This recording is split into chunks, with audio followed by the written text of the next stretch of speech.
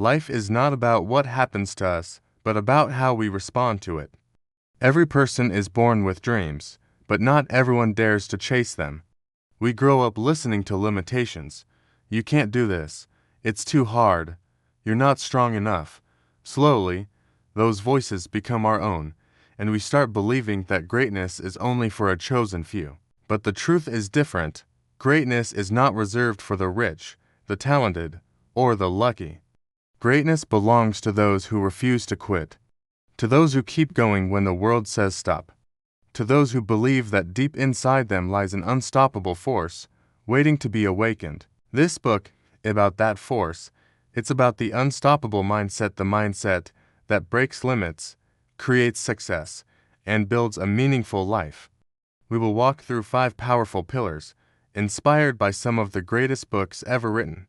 Each one holds a secret that can completely change the way you live. From David Goggins, we'll learn the courage to break our limits and discover the strength hidden inside pain. From Napoleon Hill, we'll unlock the timeless truth that thoughts create reality, that if you can believe it, you can achieve it. From Vincent Peale, we'll embrace the energy of positivity and understand how optimism can turn darkness into light. From James Clear, we'll master the magic of small wins and see how tiny daily actions create massive success. And from Stephen Covey, we'll learn the timeless habits of highly effective people, principles that guide not only success, but also character, relationships, and leadership. These are not just theories.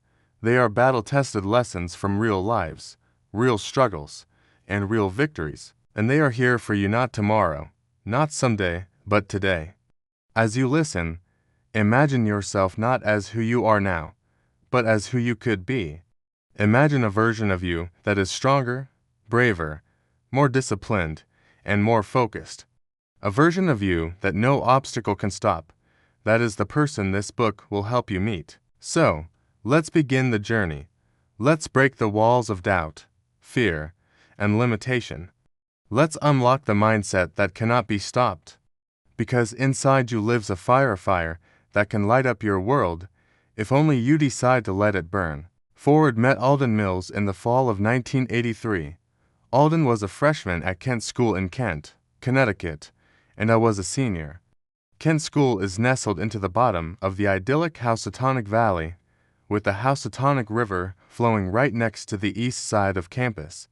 At the time, Kent had a reputation for being strict, and unlike in almost all other boarding schools, every student was expected to perform a daily job to support the campus community, whether it was clearing tables, cleaning dishes, sweeping hallways, shoveling snow, raking leaves, or anything else you could imagine to keep the campus pristine. I vividly remember meeting Alden in the dining room, where he was working on the cleanup crew, which was one of the least desirable jobs on campus. Just like the street sweeper in the Jimmy Buffett song, "It's My Job," Alden had a hop in his step and was whistling away as he performed his job. The image of Alden's happiness while working such a dirty job always stuck with me, in part because of the contrast between what he was doing and how he was behaving. To this day, the image of him working in the dining hall at Kent makes me smile. Although I am 3 years older than Alden, I followed his education and career from afar. I was not the least bit surprised to hear that Alden became an elite rower at Kent, a school known for its rowing. Matriculated to and graduated from the United States Naval Academy, became a Navy SEAL team commander, an unusual career path for an Annapolis graduate, and then became the founder of the fastest-growing fitness equipment company in the world. While his positivity and enthusiasm always suggested he would have a bright future, I had no clue what was really making him tick. Fast forward 35 years to 2018, and I find myself sitting across the table from Alden at a breakfast nook in Tiburon, California, where we both live. I had contacted Alden because one of his postings on teamwork caught my eye, and it helped me better understand the interpersonal dynamics of the team I was leading at my law firm. I was in a bad place and needed some advice. Alden shared the story of how he nearly dropped out of SEAL team training because of an asthma attack he'd suffered during a nighttime ocean swim, which he survived and completed thanks to the support of his swim buddy. He then explained that the attrition rate of SEAL team candidates drops dramatically from the very moment they are paired with swim buddies. At the end of breakfast, he offered to be my swim buddy, and I accepted. For the past 6 years, I have had the privilege of serving as the CEO of the North America region of Baker McKenzie, the leading global law firm, working closely with Alden for 5 of those years. I love my job, but it can be downright hard given the breadth of our law practices and operations, our matrix structure, and a democratic culture where leadership can be called to account by the partners at any time. Over the last 5 years, Alden and I have discussed almost everything you are about to read in this book. To say these conversations have helped me lead and perform at optimal levels would be a massive understatement. For me, reading this book is akin to reading a chronicle of what I have learned from Alden. Unstoppable Mindset is a must-read for anyone who is struggling, personally or professionally, or both, as well as anyone who is thriving but wants to become even better. The content is too robust and rich for me to summarize here, but I will offer the following glimpse. One of the greatest challenges and impediments to success for many of us, myself included, is the ability to control our thoughts. Have you ever found yourself heading down a negative rabbit hole and said, "Don't go there," only to find yourself going even deeper and deeper?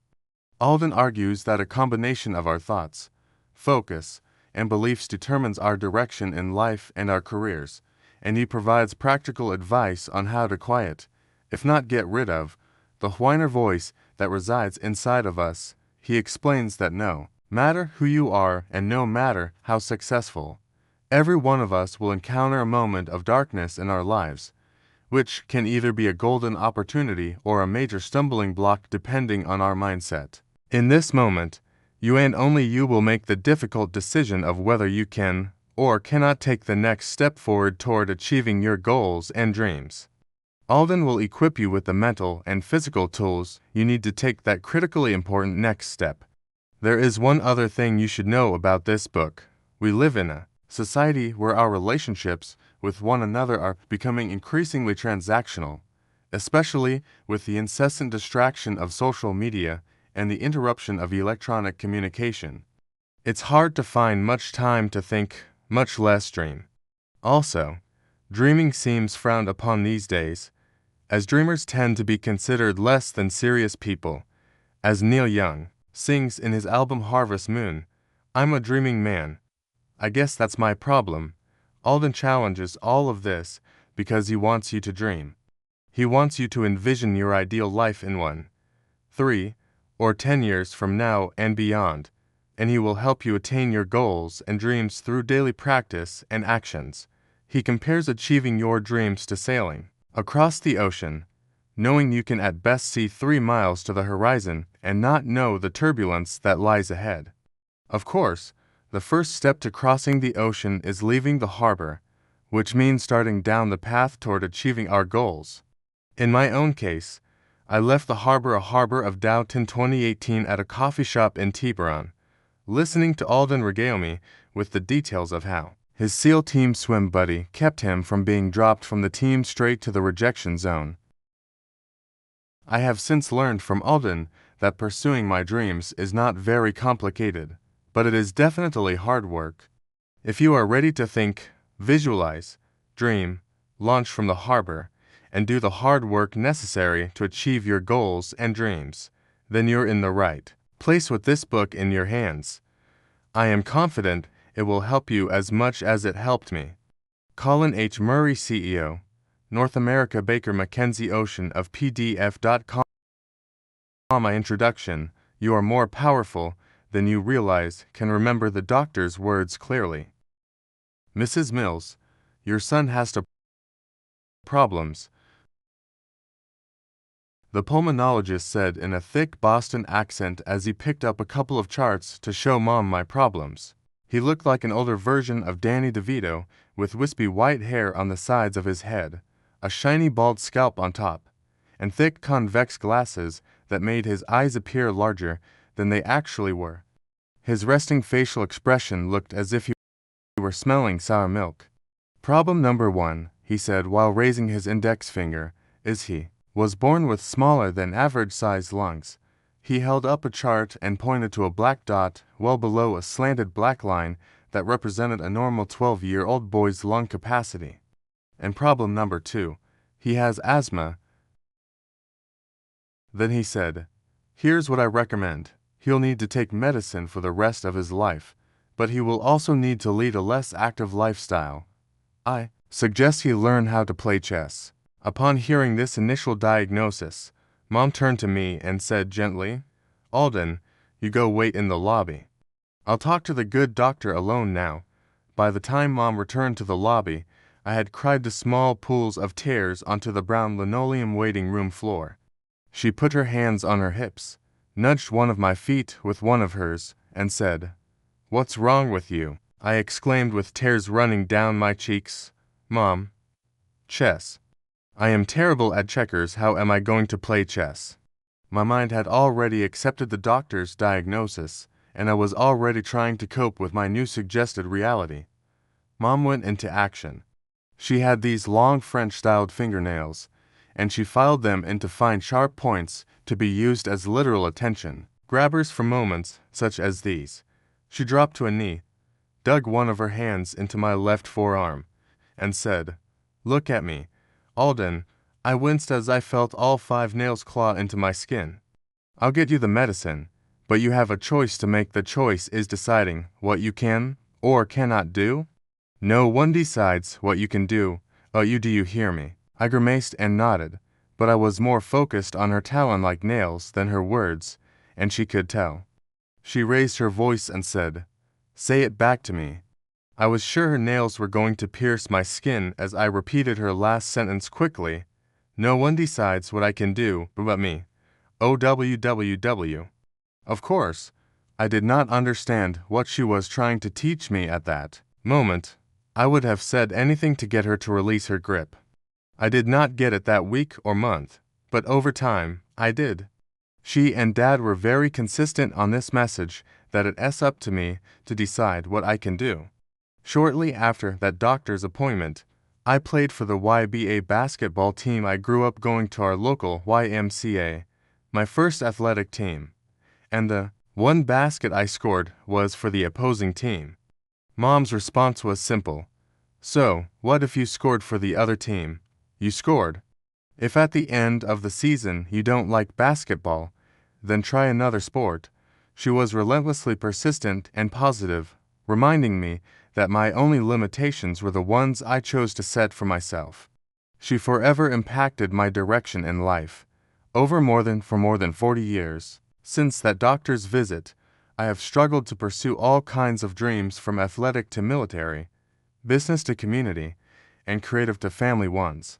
I have at times failed spectacularly in the pursuit of my dreams, yet I learned how to press on, how to use those failures as fuel to become the captain of a nationally ranked Division I rowing team, get selected as a Navy SEAL platoon commander to lead 3 different SEAL platoons, earning a number 1 ranking as a platoon commander, build the fastest growing consumer products company in the United States, number 4 on the Inc. 500, be awarded over 40 worldwide patents, and my greatest work in progress accomplishment, marry the love of my life and raise 4 boys who are courageously pursuing their own dreams. I am acutely aware that I am the product of remarkable teachers who entered my life at just the right moments, from my parents to Olympic and national team rowing coaches, petty officers to master chiefs, warrant officers to war heroes, generals, and admirals, inspiring entrepreneurs and wildly creative artists, senior statesmen, movie directors, and orators. These relationships and many more supplied me with tools to help me convert obstacles into opportunities, see the possibilities in problems, and appreciate the advantages of adversity. These people were and are the masters of their crafts, and I feel so fortunate to have learned from them. This book is only possible because of them and their selfless coaching. Though I may have distilled their teachings into these pages, please appreciate that we are all products of those from whom we are willing to learn. I was not always that willing, but their belief in me along with their patience prevailed.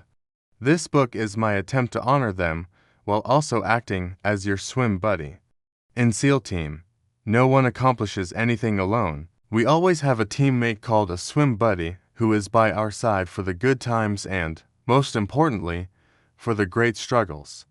Every single success I have achieved was with a swim buddy. As you read this book, know that I am your swim buddy. I am here for you for each step and struggle you face.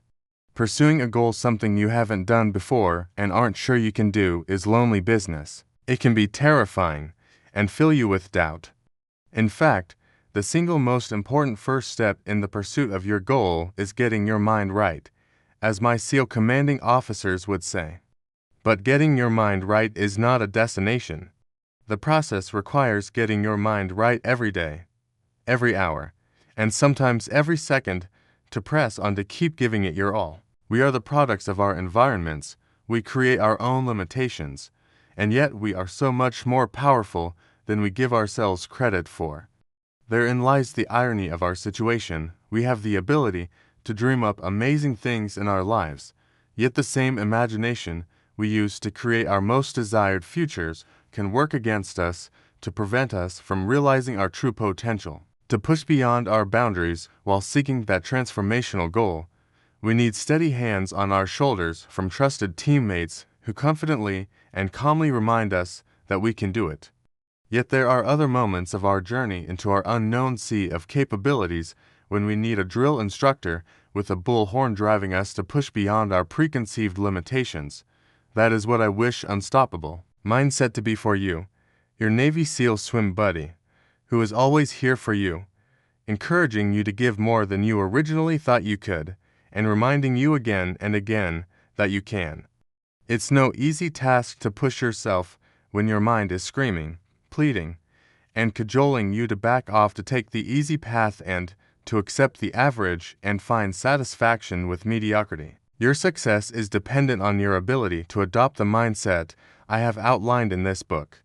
Unstoppable Mindset will help you get your mind right and keep it that way throughout your journey to find the success you seek. I call this process of getting your mind right mind setting. We all have the mind setting capability and capacity to succeed. We just need practice. I have designed this book to follow the Navy SEAL principles of mission planning. There are 3 basic phases of mission planning: plan, train, and execute. The chapters in this book follow the same format. Chapters 1 and 2 represent the planning phase of your mission, achieving something you want, i.e., your goal. Just like in a SEAL mission, you must prepare your mind before you can execute the mission, and to do this requires proper planning. I will task you during the plan phase of this book to set your mission, to define the goal you seek to achieve. Chapters 3 through 8 introduce you to new mind-setting tools for training for your mission. There are exercises at the end of each chapter for you to use in your training phase. Practice mind-setting by using these tools. Chapter 9 is where you'll put your training to work and begin going after something you want. You will have another opportunity to review your mission, and then it will be your time to execute. You will never achieve an unstoppable mindset by sitting around and thinking about what you might be able to do. Mindsetting requires you to take action, face the fear of failure, endure the embarrassment of trying new things, deal with the many demons of doubt, and grapple with your perceived limitations. These and several others are the many faces of fear, and they will be your greatest teachers as you deploy the tools in this book to build your own unstoppable mindset. Will you fail? You bet. But when you finish this book, you will come to realize that failure is only failing if you haven't learned anything from the experience of trying. Will you succeed? That's on you. I can tell you this: you have all you need to succeed. An unstoppable mindset is available to anyone who is willing to take the risk of trying to cultivate one. I want you to dream audaciously and pursue your goals courageously. This book represents more than a toolkit. It is your swim buddy. This resource will always be here for you as you stumble and fail, doubt yourself, and question your abilities. I will remind you again and again that I believe in you and that you can do it. All you need to do is keep taking action. Leaving the harbor. My clients span from individual CEOs, general managers, and EVPs running multi-billion-dollar corporations and business units to entrepreneurs, private equity managing partners, and military leaders, and from small executive teams to massive audiences. The tools and metaphors I use can work for anyone. The metaphor I use throughout this book is a sea captain, willingly leaving a safe harbor to reach a new destination far beyond the horizon. It's a powerful and relevant metaphor, for we are all captains of our own ships, our lives. Ships are meant to be at sea.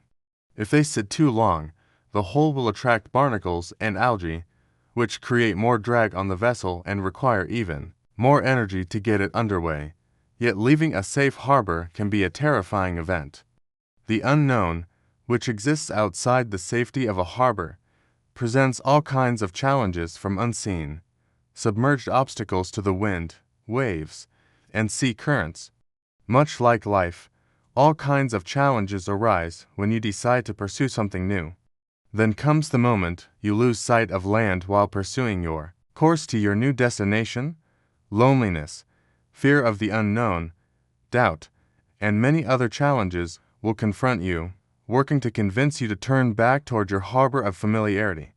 Much of this book is designed to help you overcome those many faces of fear, so you will press on courageously in pursuit of your goal. The task of getting underway, taking the initial action, is hard. Energy is required to go from a standstill to forward progress. In pursuing a dream, the energy used is mostly mental, even if your dream is a physical one, like training for a triathlon.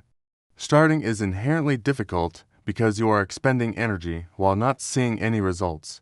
Your progress is limited, or there is no progress at all. Try writing the first paragraph of your first book. I stumbled on this obstacle for a month. I do not know the percentage of people out there who say they want to do something yet never take a single action to start, but it has to be high. My informal marketing research of people telling me they wanted to be a SEAL or invent a product or write a book, but never tried is over 50%. Starting the pursuit of your new course is hard because it requires you to believe in something you do not yet see. The old adage of seeing is believing is incorrect. You must first believe before you can actually see it. Believing is not easy. You must believe for quite some time before you can see the results of your efforts. Doubts are with us all the time, and they are one of the first mental obstacles we must learn to overcome in our journeys to success. In the following chapters, every instrument, tool, framework, and technique I share is to help you dominate these doubt demons long enough for you to take action toward your goal. That's right. I said long enough, because they never go away completely. The doubt demons are always with us. They are like our early warning indicators of trouble ahead, and I will teach you how to harness them as fuel to keep persisting. Unfortunately, many people start their journeys only to be convinced by their doubt demons that their dreams are not possible or silly, or that they aren't good enough, or it's not meant to be, or any number of other excuses. Taking action is the best defense against doubt. The challenge is that doubt will work overtime to convince you not to take that first action.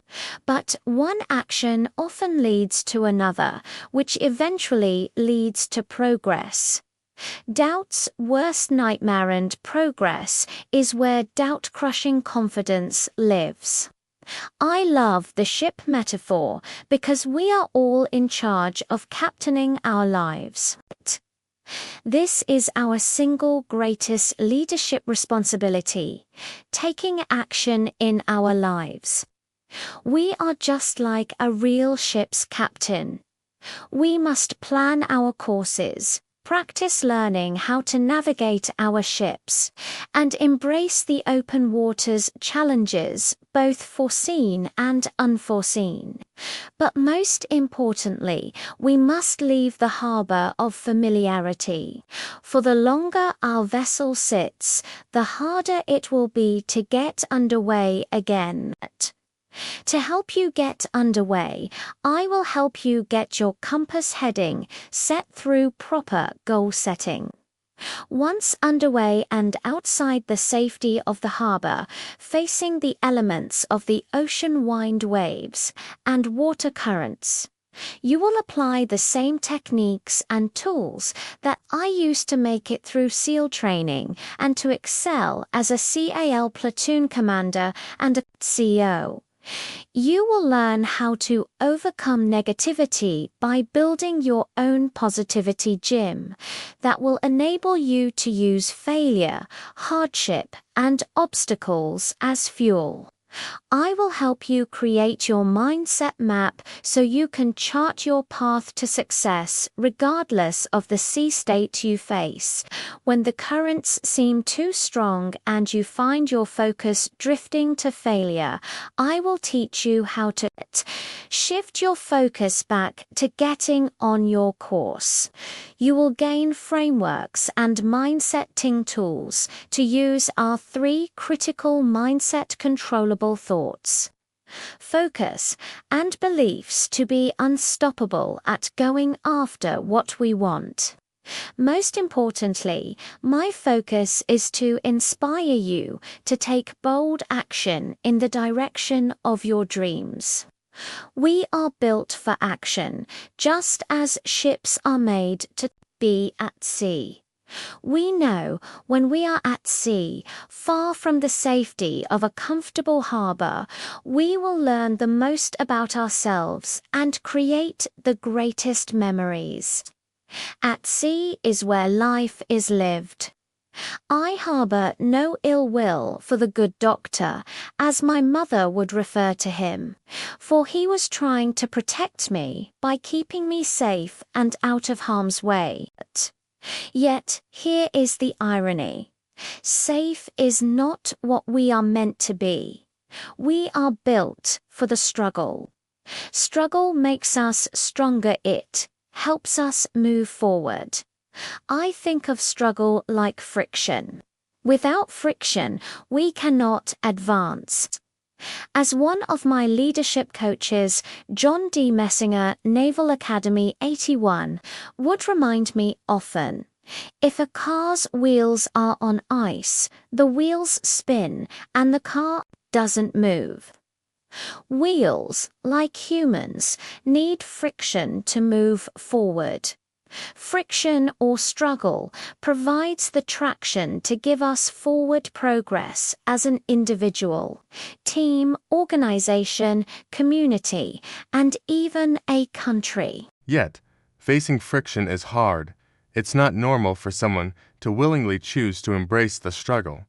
It is especially hard to move from a place of comfort to discomfort. Why leave a perfectly comfortable lifestyle or place of safety to encounter the pain of perseverance, i.e., working hard, learning, failing, doubting, trying again, and perhaps even dealing with ridicule and embarrassment? We are hardwired to avoid pain and pursue pleasure. However, the greatest and most rewarding pleasures follow the hardship of struggling to overcome adversity.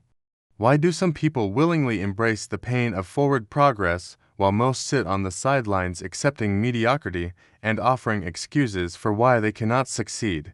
The short answer is mindset. The people who make the choice to embrace the discomfort associated with success have flipped a switch in their minds, correlating the pain of the current struggle with the payoff of future pleasure. Their mindset morphs obstacles into opportunities and problems into possibilities. They associate adversity with advantages, and struggles with building strength. Pressure becomes a privilege, and challenges are no longer avoided, they are welcomed and even sought out. I call these associations and others like them the definition of an unstoppable mindset. You build a habit of learning how to filter out the excuses of why you can't do something and constructively allow yourself to focus on the reasons why you can. To our knowledge, we only have this one life to live, and we have no idea when it will end. So why not take full advantage of the time we have? And how do we do that? We use what we are born with and maximize our gifts for our full benefit to live epic lives. Which leads me to dreams. What does an epic life mean to you? What makes your heart sing? What would you do if you knew you would succeed? The very essence of the answers to each of these questions lives in your imagination, where your dreams are born.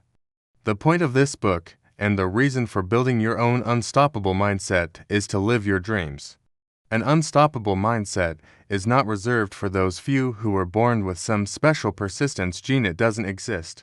An unstoppable mindset arises from making a choice to practice, to fail, and to push yourself beyond what you originally thought was possible, and then doing it again and again. As you learn to embrace the friction and feel the exhilaration of forward progress, you will come to realize that your potential is limitless. I strongly believe, and I have experienced this numerous times with both myself and others, that our human potential is so much greater than we realize. The challenge is activating our potential so we can experience it. Once you activate your potential, think of it like a snowball. The farther you push it, the bigger it becomes.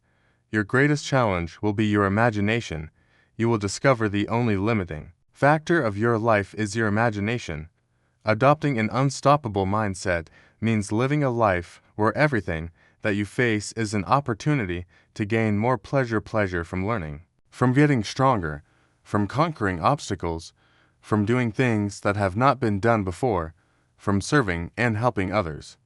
To live that life, you must embrace a few simple mindset beliefs. We are imperfect, obstacles are opportunities, and we always have the final say in what we decide to do. An unstoppable mindset enables you to tap into the power of your mind to make the choices that move you closer to the success you seek. Unstoppable mindset is not just a step-by-step guide to help you chart your own course to success, but also a repository of inspiration with which to face and overcome fear along the way. Use this book as your guide to help you chart your course for new, bold destinations. You are taking action by reading this book, and you are planning a course to change your life in all kinds of positive ways by coming to the realization that you are more capable than you know and you have untold power you have yet to apply. Navy SEAL teams are made up of the smallest teams, each called a swim pair to people to swim buddies. I am now your swim buddy. I am here to help you activate your potential. I cannot wait to watch you soar. The world needs you at your best. Let's link arms, enter the water, and go build an unstoppable mindset. Charlie Mike, Alden P.S. Charlie Mike is SEAL speak for continue mission. S1 What is an unstoppable mindset? Ear, you gotta be kiddin', right? Said the lead machine gunner of SEAL Team 2's Hotel Platoon. Webb, I'm serious at an ambush. Take some time and really think about it before you answer. Petty Officer Webb, for short, was not only the lead 60 gunner named at the type of machine gun, M60, he was expert at using. He was also my swim buddy. He remains an imposing man, standing over 6 feet 3 inches tall. All muscle, he could run and swim for hours and never seemed to be out of breath. He was one of the more reserved men in my platoon. He preferred to let his machine gun do his talking, and he knew how to make his 60 sing, as he liked to say, but on this particular day, he did not have the cover fire of his weapon to help him with the goals exercise I was asking all 16 men in my platoon to complete. Hotel Platoon was referred to as the Hotel Hogs because physically we were one of the largest platoons in the compound. Several of my platoon mates, including myself, were Clydesdales, a SEAL who is over 6 feet in height and 200+ pounds. I earned the nickname Boss Hog, both for being the platoon commander and tipping the scales at over 255 pounds, making me the heaviest hog in the platoon. In the mid-1990s, A typical SEAL platoon schedule involved 12 months of training called a workup followed by a 6-month overseas deployment. We were in the first month of our workup when I handed out a single sheet of paper that was pre-printed with the date, each platoon member's name, and 3 bullet points: 5 years, 3 years, and 1 year.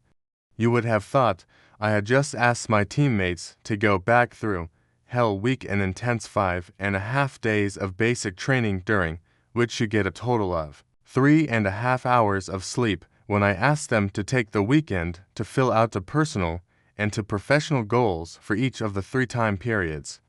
I had spent the first 5 years of my SEAL career underwater as a mission commander for classified combat mini-submersibles called SDVS, SEAL delivery vehicles, at a command literally located next door to SEAL Team 2. I had led to platoons of SDVS.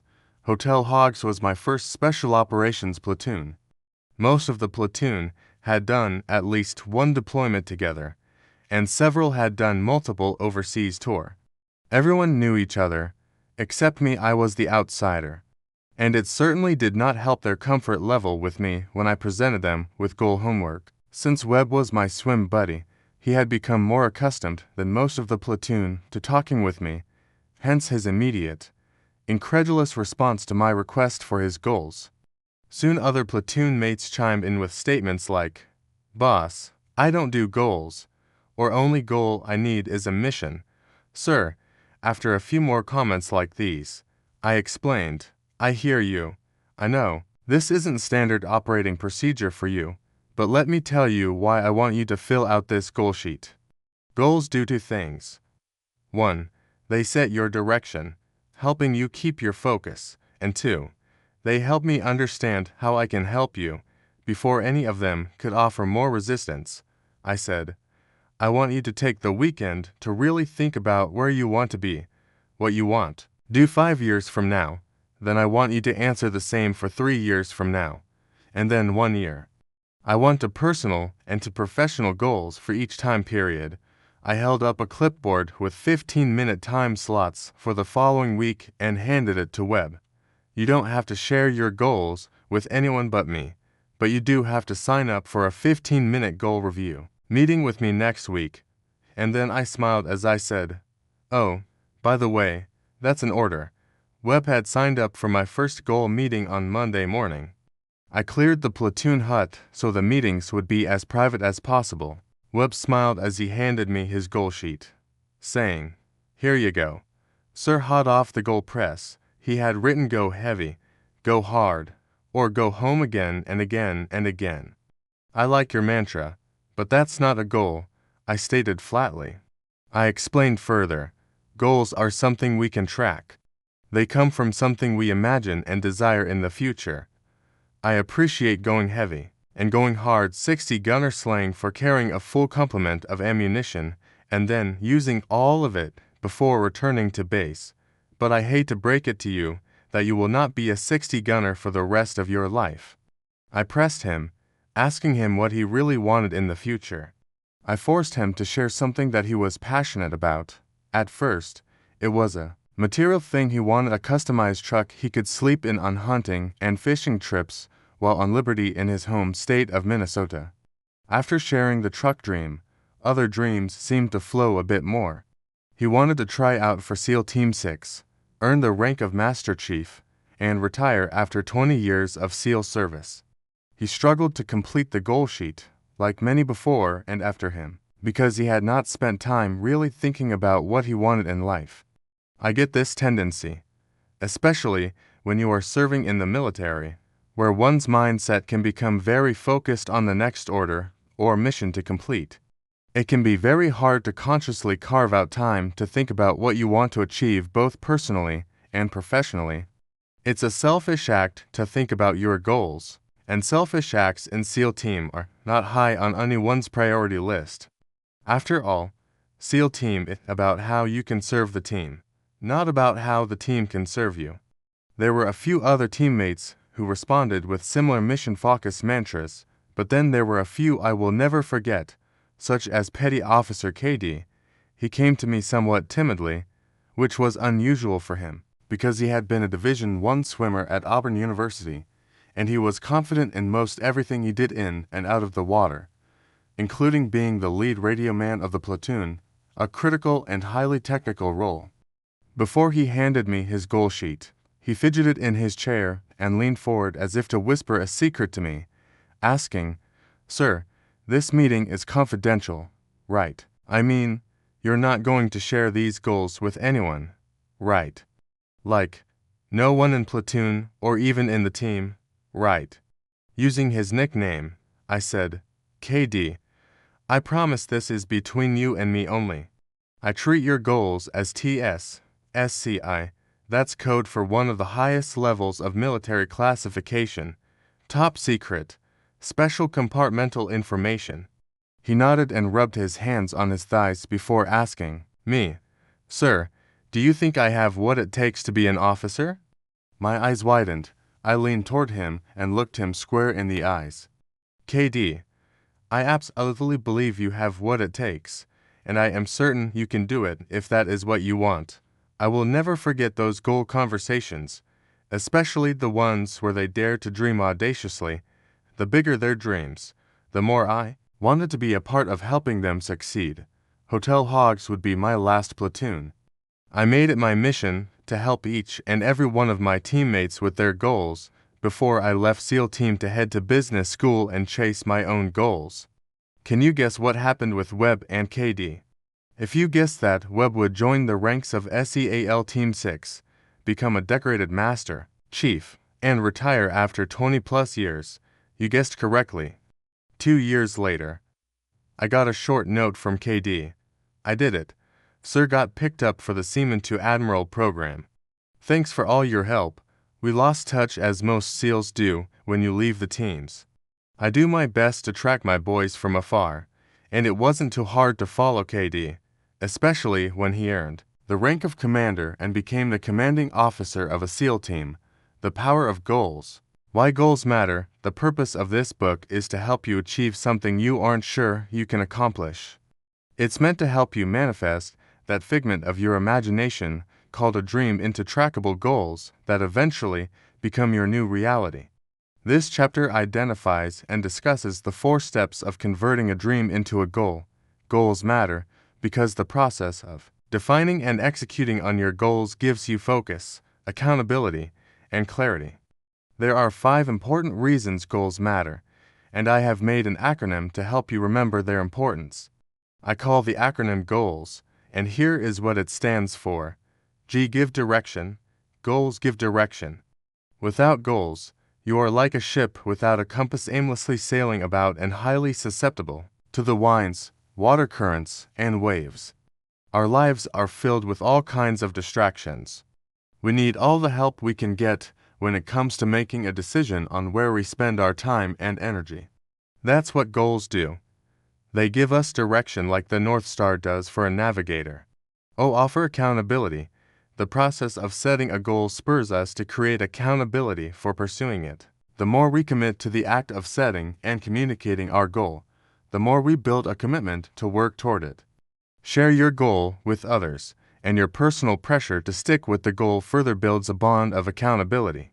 Of course, the goal is yours, and so is your own accountability, but the more you commit to your goal, the more you will feel accountable to achieve it. Tip: to improve your accountability, team up with a goal buddy, a swim buddy who keeps you accountable for taking action.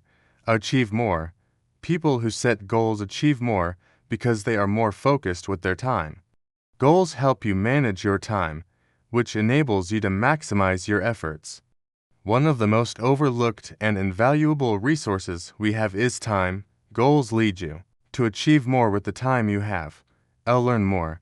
When you set a goal, you are setting yourself up for continually learning from how to achieve the goal more efficiently and learning how to overcome the obstacles that come with a goal.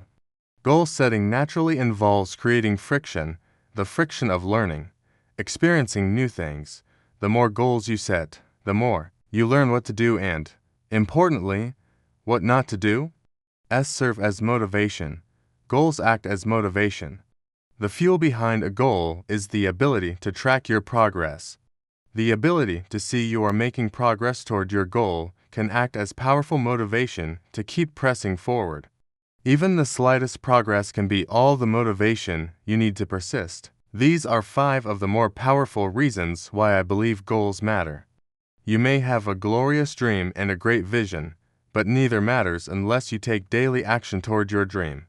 And that starts with setting daily and weekly goals. Our brain on goals, having clear goals, helps you channel your energy, attract the energy of others, and keep you inspired to persevere on your journey to achieving them. The bigger the goal, the more energy, support, and inspiration you will need, and the more important our mind states become.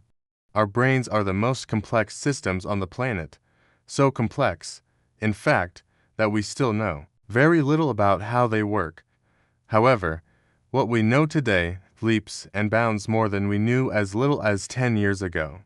I am not a neuroscientist, but I will share a few neurological breakthroughs to help you understand and believe the immense power of what is housed between our ears and how to harness it to help you succeed. We have essentially 2 main states of consciousness, conscious and subconscious. The conscious state is what it sounds like. You are awake and going about your daily activities, such as eating, driving, working, playing, and so on. The subconscious state is operating most when we are sleeping, but we now know it is also operating while we are awake. Here's why it's important to know that your subconscious is always at work. Our conscious mind can only handle a few tasks at any given moment. There is some debate as to how many tasks we can handle at once, but it's in the single digits. To that said, we still can only do one thing at a time really well.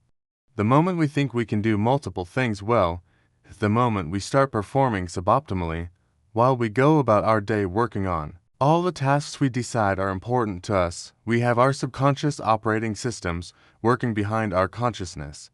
Our brain is often compared to a computer. Where do you think the genesis of computer design came from? It was based on the operating system of what we know about our brain. Our subconscious is working on things that we have intentionally or unintentionally told it to work on. For example, have you ever told someone not to do something, only to watch them do it? The simple act would be something like this: "Henry, my son, don't spill your bowl of cereal as you bring it to the table."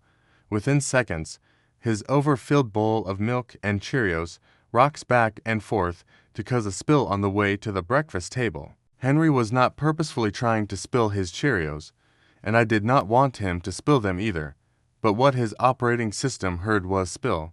Somewhere between the communication of his conscious and subconscious, the command spill became the focus. Now let's take something a little more complicated, such as trying not to fail a class.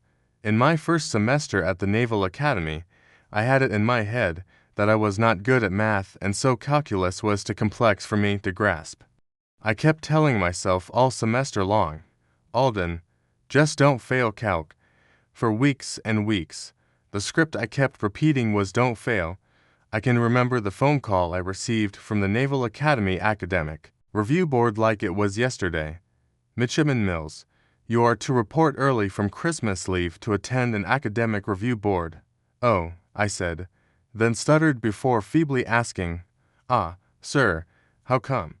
The senior officer responded flatly, "Anyone who fails a class must attend an academic review, and you failed calculus." Another way to think about your subconscious activities and how they impact your outcomes is to imagine driving a car, or snow skiing in a heavily treed area.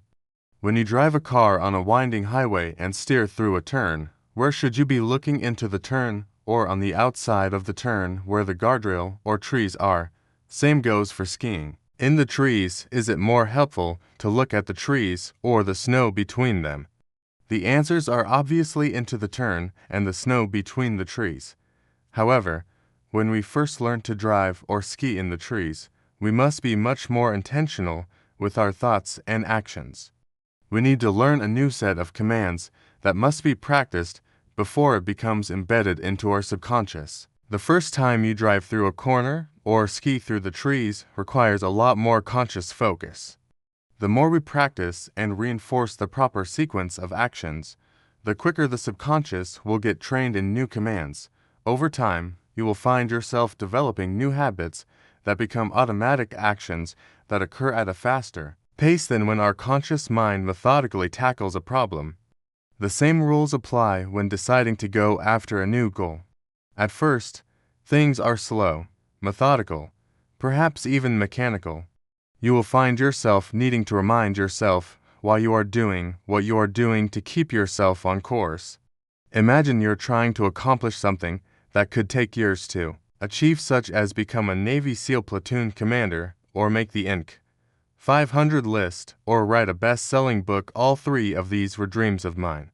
If you do not have a system for programming your subconscious, you can find yourself in a constant tug-of-war between your subconscious and conscious actions. I think of the connection between our subconscious and conscious like being the captain of a ship.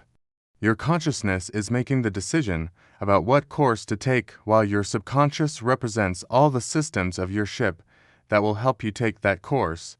Systems such as your engine, rudder, throttle, steering, and compass are part of your ship's systems, which you need to help you stay on course. When they are in alignment with the captain, you navigating your ship through high winds, rough seas, or strong currents is possible. But when they aren't in alignment, your ship can have a mind of its own. Imagine turning left, but your ship goes right. How frustrating would that be for you? How long would you try to keep pursuing your course, your goal, before returning to the calm, safe waters of home port, i.e., what you are familiar with? In other words, how long would you keep trying to pursue something if nothing seemed to be going your way? My point is, you are in the captain's seat, but you need to know how to keep your ship on course in all sorts of conditions, and that takes practice. Let me be clear. I am not implying that all you need to do is tell yourself, I can do it, every moment of the day, and voila, your proverbial ship is ready to take you to your desired destination, success. But I am saying we can learn to steer our ships with some specific techniques that will help optimize our chances for success. Getting our ship ready to set sail starts with not just setting goals, but how we set those goals. The 4 stages of goals. There are 4 stages of goals: the dream, envisioning the dream, turning that vision into a goal, and taking daily action toward achieving the goal. Stage 1. The dream. All goals start as a figment of our imagination. I call this figment a dream, a snippet of an imagined future state. Typically, dreams capture the end state of whatever our dream is, such as winning the game, achieving the award, earning the promotion, driving the sports car, or owning a certain house. Our ability to imagine is one of the critical differentiators that makes us uniquely human. This ability appears rare in animals outside captive situations and is primarily observed in great apes, parrots, and cetaceans. We dream up all kinds of things, and we are especially great at dreaming when we are children. Think back for a moment to when you were a kid. What did you dream about? Can you remember any of those crazy dreams you had, such as going to the moon or being a stuntman or fireman, or perhaps a rock star and an astronaut at the same time? How about having a jetpack that you could use from your flying car after taking it for a deep dive in the ocean? Maybe your dreams were about creating masterpieces of art, or rocking the world stage with your make-believe band, or becoming a princess or the president of the United States. Children dream with reckless abandon because they dream without constraints. To them, everything is a possibility because they have yet to accept a reality of limitations that adults have decided to accept. At some point on our paths to adulthood, those fantastical figments of our imagination get grounded in the reality around us. We shelve our dreams for more realistic expectations of what we might be able to accomplish. Those realistic ideals typically come from others before us who have either tried and failed to achieve a dream, or have determined through some type of scientific, mathematical, or logical process that said dream is not achievable. I bring up this childhood to adulthood transformation to tell you it is a trap of subconscious steering toward groupthink mediocrity. Just because You are an adult doesn't mean that you can no longer dream. In fact, part of the reason I am writing this book is to help inspire you to start dreaming with a vigor similar to that with which you used to dream as a child. It's still inside of you, it's just been locked away for a while. Spoiler alert, I will ask you to conduct a goal-setting exercise at the end of this chapter and then again at the end of chapter 9. What you will find is your first set of goals will be more conservative than the second set of goals. Perhaps your goal is to learn Spanish and be able to speak it fluently. You set a goal to study Spanish 30 minutes a day using a language learning app. By the end of this book, your goal might be to live in Spain with your family while learning and practicing your Spanish. You may have business goals, such as inventing a product and selling it around the world. Or perhaps you want to write your own book or sail around the world or do both at the same time.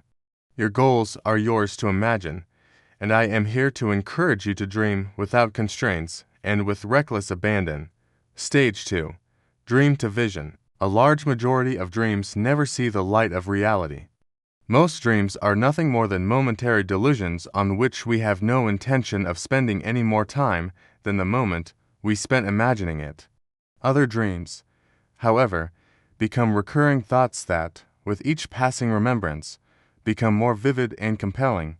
This transition stage is what I call envisioning, a concept echoed in Nate Zinser's The Confident Mind, or turning a dream into a vision. Think of a dream like a highlight clip of a movie, such as the victorious outcome, the joyous triumph, or a happy ending. If the dream represents the highlight clip, then the vision is the highlight movie reel of your dream in Technicolor. The vision brings your dream to imaginary life. This is an important step of the alignment process between your conscious and subconscious, and it is also where I need to take some creative license with the ship metaphor. Stage 3. Vision to goal. Once you have crafted your vision, the next two steps are much more methodical. As one of my SEAL instructors would like to say, it ain't complicated. It's just hard. Perhaps you've heard the old saying, goals are dreams with deadlines. That is definitely one component of the next process. Adding a deadline for when you want to achieve your goal gives you a sense of urgency. The other part is deciding how you are going to measure your goal. By measure, I mean adding a unit of measurement to your goal so you can track your progress in a direction of your goal. For example, if your goal is to write a book, then your goal unit of measurement could be words written. A weight loss goal would be tracked in pounds lost, or earning money would be tracked in dollars saved. I appreciate these are easily tracked goals. You will have to get more creative when a goal is more nebulous, such as live overseas or make the varsity team or build an Inc. 500 company. In some cases, you might have to make smaller goals that build up to the bigger goal. But remember, the key factor of making a goal a successful goal is that you can measure your achievement of it. If you can measure your goal, then you can reward your progress, and if you can reward progress, then you will keep trying to achieve it. Deadline tips from 2003 to 2005. I raised $1.5 million from 37 of my closest friends and family members to create and launch the BotaRev, the world's greatest fat-burning device. My guess is you have not seen or heard of it, and worse, you most likely have no clue how it helps you burn fat. That's another story. More to the point, I had raised enough money to launch the product on TV using infomercials. When the first infomercial didn't work, we pushed our timelines out and tried again, and yet again, over the course of 3.5 years. We learned $1,475,000 worth of ways not to launch the product. I decided it was time to switch directions and launch a totally different product. This time, there was a completely different sense of urgency, had only $25,000 and a team of 5 people who had grown weary, and perhaps doubtful that we could launch a successful product. I asked everyone to give me 90 days. If after 3 months we couldn't make the next product work, then I would shut down the business. Incidentally, the main selling point to my small team was sharing a vision of success with them. I would often remind them, imagine what it will be like when our product becomes the top-selling product in the industry, or when we have the #1 ranked infomercial, or when we have retailers asking us to please send more product. Visions are powerful tools, not just for yourself, but also for your team members. We all need reminders, and the more powerful and concrete you can make that vision, the more connection you can build to your teammates and help them stay focused on making that vision your collective reality. Stage 4. Goal as daily action. You can have the most spectacular dream, develop an insanely detailed vision board and movie, and create an elaborate goal plan. But if you don't take daily action, then none of the planning matters. Taking daily action with your full agency matters most. Now, this may sound overly simplistic, but think about any type of achievement: climbing a mountain, writing a book, starting a business, learning a new language, helping a community, inventing a product, winning a championship, or landing the lead role in a play. In every single example, the goal is based on a daily action, from taking steps, climbing a mountain, to writing words, to helping people, to sketching ideas, to practicing a sport or lines of a play, making your dream. Your reality is based on your ability to take consistent daily action. The key to taking daily action is dividing your goal into smaller and smaller chunks until you can commit to doing action toward it every day. If you are writing a book, this might mean starting with only writing 100 words per day, and those 100 words might take you 3 minutes or 30 minutes. The point is, you are developing a new daily habit of committing yourself to the action of writing. You will not always write 100 words. You will become a better and a more efficient writer over time. Repetition is the mother of perfection, and perfect repetition is even better. And 100 words per day could very well grow into 1,000 words or more. Repetitive daily actions will strengthen your mindset muscles, and you will find that the more you do it, the longer you can do it for, and the easier it becomes. Your action becomes your habit. Think of daily action like getting a ship underway or an airplane to take flight. There will be a lot of energy spent to initially move, but once underway or airborne, you do not need as much fuel. In the beginning, you will be guessing at what your best daily action should be, and you may guess incorrectly. Do not worry about this. Smile and take pride that you are acting, even when it is not the best action. Maybe your goal is to climb one of the 7 summits, yet you aren't sure how much time you will be able to commit to training weekly. Start slow. With 30 minutes of climbing at a pace you can maintain, your pace and time period are not as important as starting. What often happens is we allow our focus to shift regarding our goals, and we get overwhelmed by the sheer magnitude of it, such as climbing Denali 20,310 feet, the tallest mountain in North America. Our inner critic, which I call the whiner, whines about why 30 minutes is not nearly enough time to train. Therefore, we should wait until we have 60 or 90 minutes to devote to it. Or even better, let's wait until the weekend when you can do 2 hours of steady-state climbing. Meanwhile, you miss the entire week, convincing yourself that training only matters if you do 2 hours or more. If you fall into this trap, you miss massive opportunities to train throughout the week and build consistency into your training regime. You might cram your steps in on the weekend, but you start to become anxious, and your training feels like fits and starts.